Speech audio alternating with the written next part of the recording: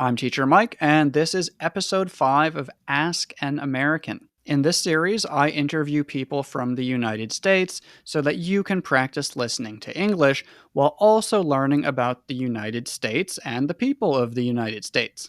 Our guest today is my cousin Ben, who is from Michigan. And as always, we're going to start with some questions about language, follow that with some questions about Michigan, and finish the episode with some questions about the United States in general. So, yeah, Ben, could you just begin by telling everyone a little bit about yourself? Yeah. So I work as an attorney. So I practice law for my living. I also work as a professor. I teach a couple of law classes.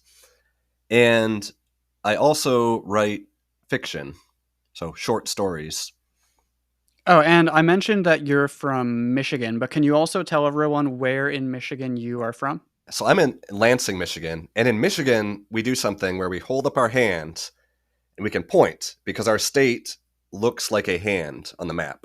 So I'm from about here. This is Lansing, Michigan. It's the capital of the state, and it's the home to Michigan State University.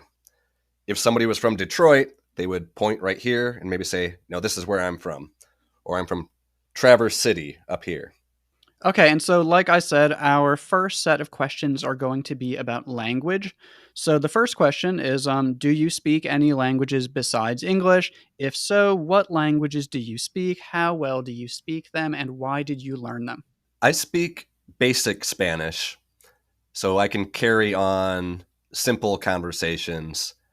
I can read fairly well. I learned Spanish because we have a lot of Spanish speakers in the United States. So it's a language where I can speak to more people. There are grocery stores and neighborhoods, even in my city, where people primarily speak Spanish. So I learned it, yeah, because both in the United States and worldwide, it's a language spoken in a lot of places, and a lot of places I would like to travel to. And that's the only language that you speak besides English, really, right? Yeah, I know a tiny bit of French, but not really enough to carry on much of a conversation. Do you know any basic words or sentences in Finnish or no? Oh, I know a few.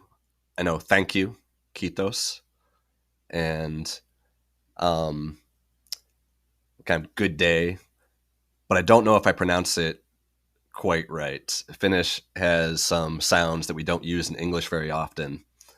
Uh, so I know only a few phrases.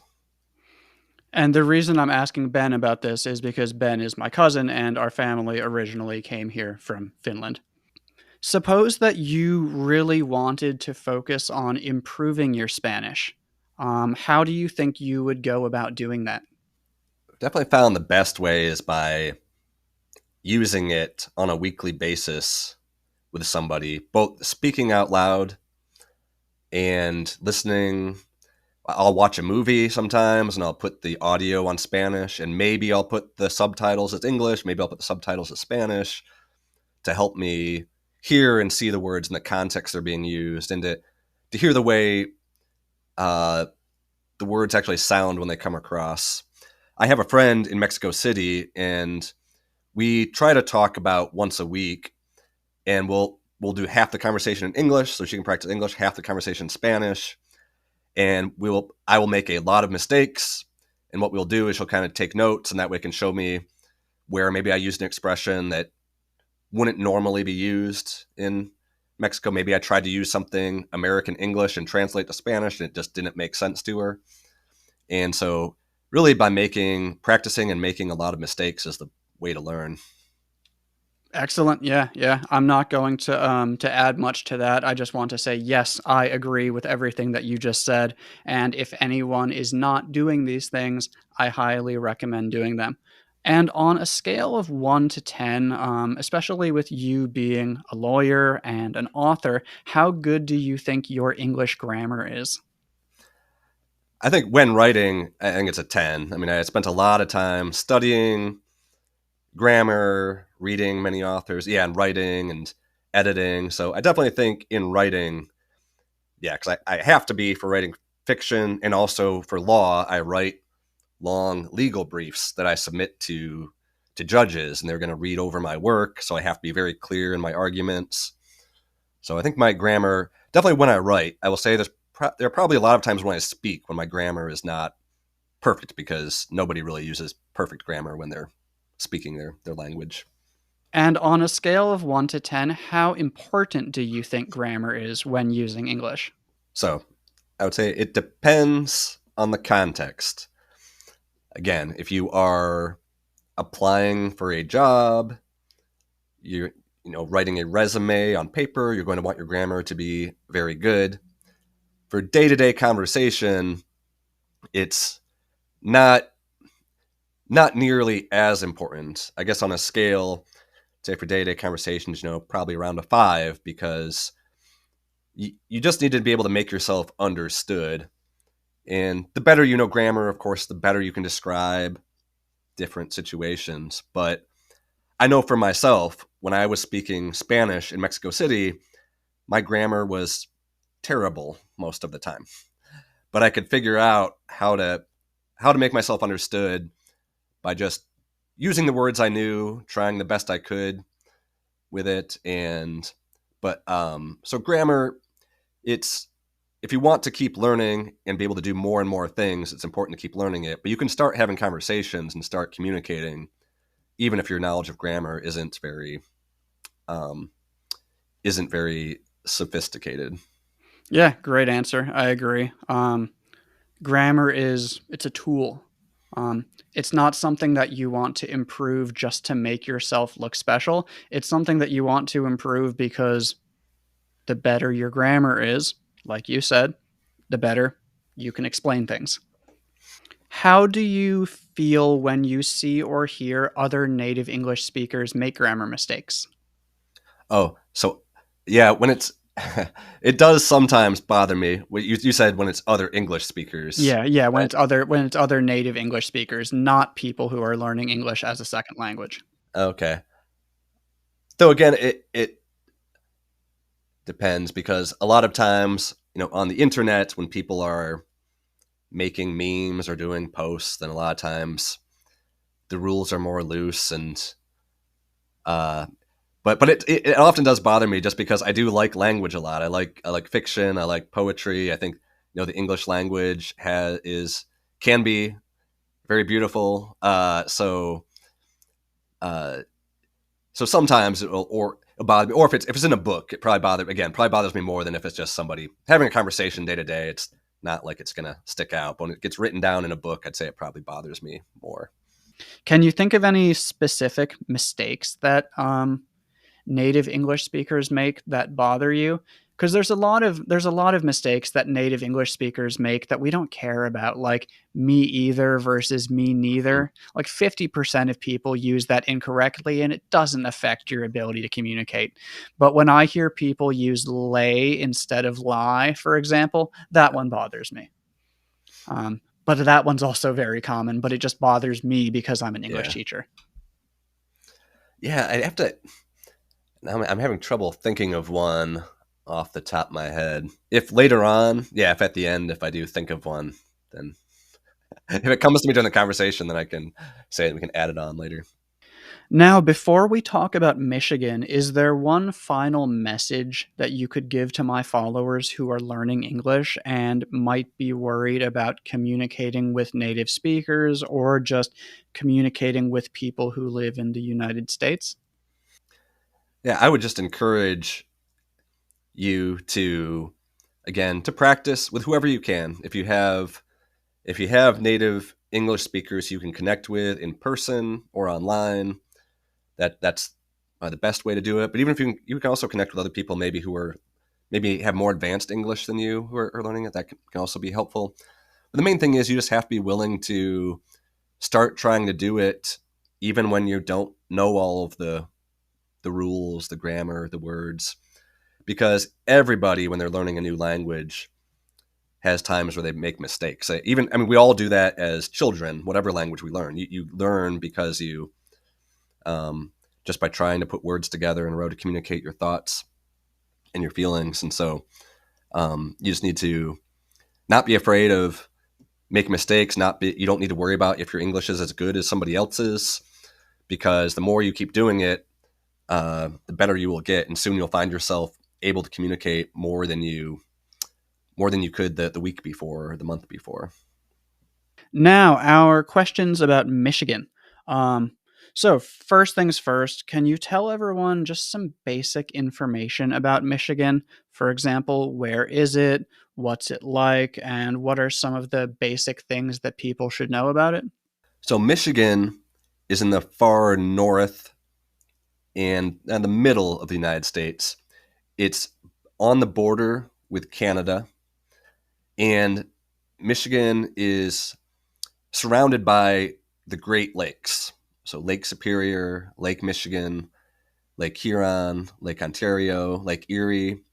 So one really special thing about Michigan is how much fresh water we have. It's one of the biggest sources of fresh water in the world, and so we have some big beaches, sand dunes.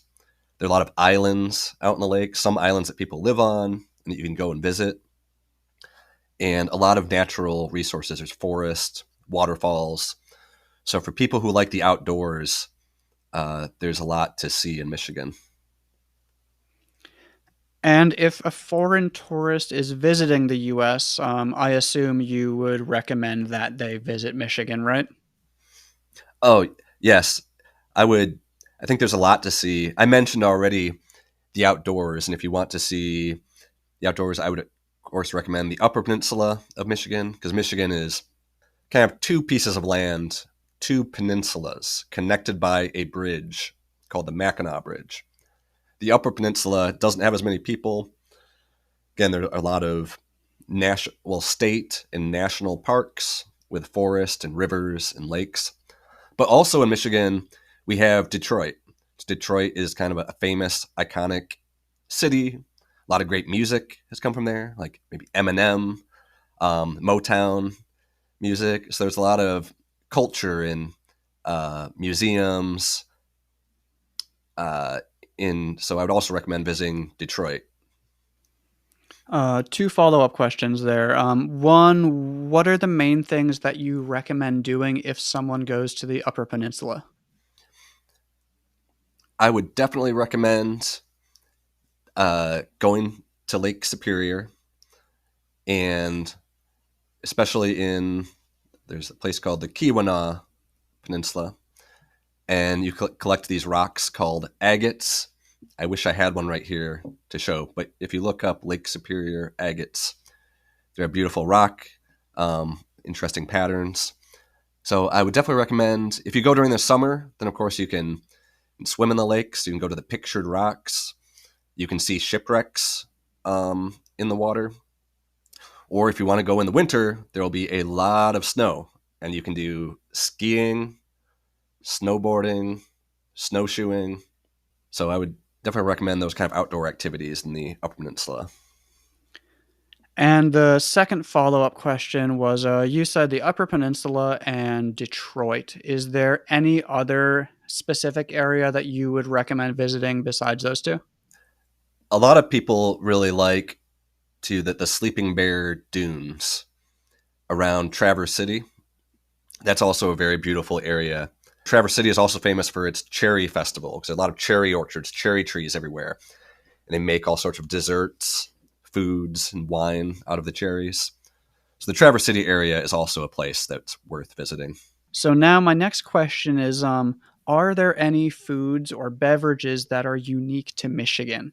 And if so, can you tell us a little bit about them? Well, I have to talk about the pasty. So the pasty is a food mostly from the Upper Peninsula, and it was brought here by people who worked in the mines, so underground, digging up the metals and the copper. And a pasty, it's something you can hold in your hands. It has a crust, like a bread, a crust around it. And inside there's usually beef, potatoes, carrots, rutabaga. And so it's an easy meal to grab and eat when if you want to go to the beach and bring a meal with you, you can bring a pasty. And that's a food that you don't uh, you don't see as often across the country. There may be some areas, but when you're in the Upper Peninsula or northern Michigan, you will see all sorts of little stores selling pasties. Even the grocery stores will sell pasties. So that's definitely one of the most unique foods we have here. By the way, I realized a mistake that native English speakers make that bothers me because I did it a moment ago. And actually, I don't know if it bothers me when other people do it, but when I do it, it bothers me. So I said pasties are one of the most unique things. But really the word unique means one of a kind. It means it is separate. It is unique means that it is can't be compared to other things. So something really can't be more unique or most unique. It's unique technically. But I think people do that all the time. I think we probably pretty ordinarily in everyday English say it and nobody thinks of it. But somebody pointed out, I think an English professor or a history professor pointed it out when I wrote it in a paper in college that, you can't really say most unique. So now I always remember that. And when I do it, it bothers me a little bit. Yeah, that's a perfect example of how like using perfect grammar really doesn't matter 99% of the time, because I think I say one of the most unique things. I probably say that, and I wouldn't even notice if someone said that. But yeah, like if you're submitting a paper to a professor, they might notice it, even though most normal people wouldn't. Yeah. Good example, yeah. And can you think of one or two things we haven't talked about yet that you think are either unique about Michigan or unique about the people of Michigan? So I touched on it a little bit earlier, but I think for one thing, the combination of we have like the big city, Detroit, and some other big cities. They have this urban history, but we also have all of this the nature, the forest and the lakes. And so I think that being able to have both of those things um, state is definitely special. And I think overall, to Michigan is a pretty friendly uh, state. A lot of people will like to have conversations. There's still, I can walk around in my neighborhood and a lot of people they'll also be sitting on their porch, walking their dog, and we start talking to each other about the day. So I think there is for the most part, Michigan is a pretty friendly place to live. What can you tell me about accents and how people speak English in Michigan? Is there one general Michigan accent, or does it really depend where in the state you are? It really depends on where.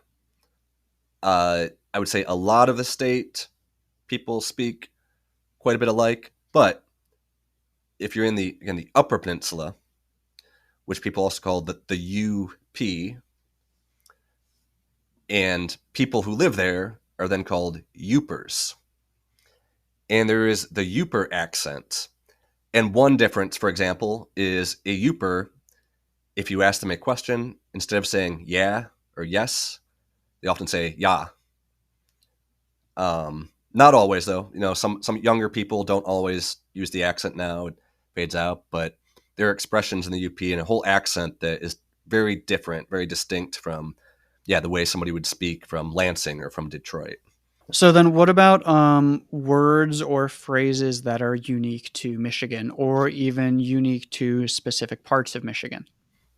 Well, there's a couple from Michigan as a whole. One, so the drink that most people call soda. So if you're thinking of Coca-Cola, Pepsi, Mountain Dew, most people in the United States would call it soda. In Michigan, we call it pop. Hey, can you hand me a pop? Or I'd like to order a pop. And it's funny to me because then, the word soda, it almost sounds more formal when I hear it used. Pop sounds like the everyday, where the regular person using soda, I feel like it feels more fancy or formal. That's funny to me. When I hear pop, it kind of makes me think about like pop music. So it makes to me it feels almost more like a teenager word or something like that. I can see that. One other term that's used in Michigan, it may be used somewhere else, but not many places. We will refer to a party store. In Michigan, that will mean a store where you're buying liquor, alcohol, beer, maybe snacks. a little convenience store. So somebody might say, hey, let's go to the party store and grab some drinks, or can you go to the party store? But throughout most of the country, people don't do that. So one time I was in another state in Vermont, and I was with friends, and we were looking, for a place to buy drinks. So I asked some people on a corner, said, hey, is there a party store around here? And they looked at me confused because it was 11 o'clock at night, and they were thinking, do you need birthday candles or balloons? Why do you need to go to a party store at night? And then I found out, oh, that's because not everybody in the country calls it a party store. Yeah, so exactly. If I heard party store, I would think it's like a place where you can buy balloons, candles, cake, wrapping paper, stuff like that. Um, I actually, yeah, now that makes sense that there's a party store in the UP that I remember seeing and thinking, oh, that's funny that it's called a party store. And I never realized that that was all of Michigan. I thought that was just their special name for that store. Oh, that's funny. Okay, and our final questions are about the US in general. So, first question, what do you like most about living in the US? I really like the variety of people and places. Kind of talked about that a bit today. Even in Michigan, I mentioned the UP, Upers, Detroit. We also have people from a lot of countries. Even in Lansing, where I live, there are a lot of refugees, immigrants, people from parts of Africa, from Latin America, from the Middle East. So if I walk 2 blocks from my house, there's a halal market right there where I like to buy some of my food. Owners are very nice. There's also a Mexican grocery store not far from me. So I like seeing the variety of people, and I can go to a lot of different cities with different cultures as well. So that's one of the things I like a lot about the U.S. And then, what do you dislike most about living in the US? Well, two things come to mind, and one thing is it connects with what I was just talking about. I like the variety of people in the United States. I don't like that right now that from the US government, there's a lot of hostility towards people who aren't from the United States because they look different or sound different or have a different religion. And I don't like that because to me, that goes against what the United States is supposed to be about. We're supposed to be about welcoming all people, that all people can have a chance to be treated the same, regardless of whether you're Christian or Muslim, Hindu, atheist, that we can all live together and all treat each other well. And so I don't like that at the moment there's so much happening in our country that doesn't reflect that at all. And then, what does it mean to you to be American, or what makes someone an American? But being American is again recognizing that every person has like the right to freedom, liberty, to pursue their own happiness. The words from the Declaration of Independence, and I think that being American is about trying to provide the best life possible for every person to pursue that, again, regardless of what you look like or where you're from. And so I think that to me, the core thing about being an American is believing that people can work together in that way as one country and one community. So, this might be very similar to what you just said, but are there any other value, customs, or ideas that you think are either unique to the US or just more common in the US than in other places? One thing I noticed from the times I've traveled outside the country and then come back to the United States is one thing how much people, on average, how much people drive in the US, how much you have to drive to get everywhere. There's often not as many like walkable areas. There are, but just not as much. So people tend to spread out where they live, out in the suburbs, and that's something I don't particularly like that as much. I really like being able to not drive a car and be able to walk places when I can. That's one thing. Another thing, again, I wouldn't say it's only in the U.S. This is, of course, in its different degrees everywhere, but there's this idea of individualism, so that the individual person and that you can become your own person, live your separate life. You don't have to, follow your parents' religion, your parents' politics, and individualism can be a good thing. It can also be bad because it can lead people to not have close family connections or community. So I think individualism, maybe it's a good word to uh, people learn. It can be something probably distinct to the United States for better and for worse. Is there anything else that you think might surprise people who have never been to the US? How big the United States is and the variety of places. The thing is, if you visit the Southwest, if you go to Arizona, New Mexico, it's almost like you're visiting a different country in some ways. And if you go, then you visit Michigan, or if you visit New York City, there are so many different places that there are deserts and mountains. Things can look so different and culturally. So I think one thing, if you were to travel across this country in a car or on a train, you would just see so many kinds of places. So you might see images of the United States, you might in movies and on the news, but that there's a lot more to hear, a lot of different kinds of people than you might always see on certain movies or on the news. And finally, what's one thing that you want people from other countries to know about the United States? So again, I mentioned there are some things right now politically that make it maybe scarier for some people to travel in the United States, which is very sad.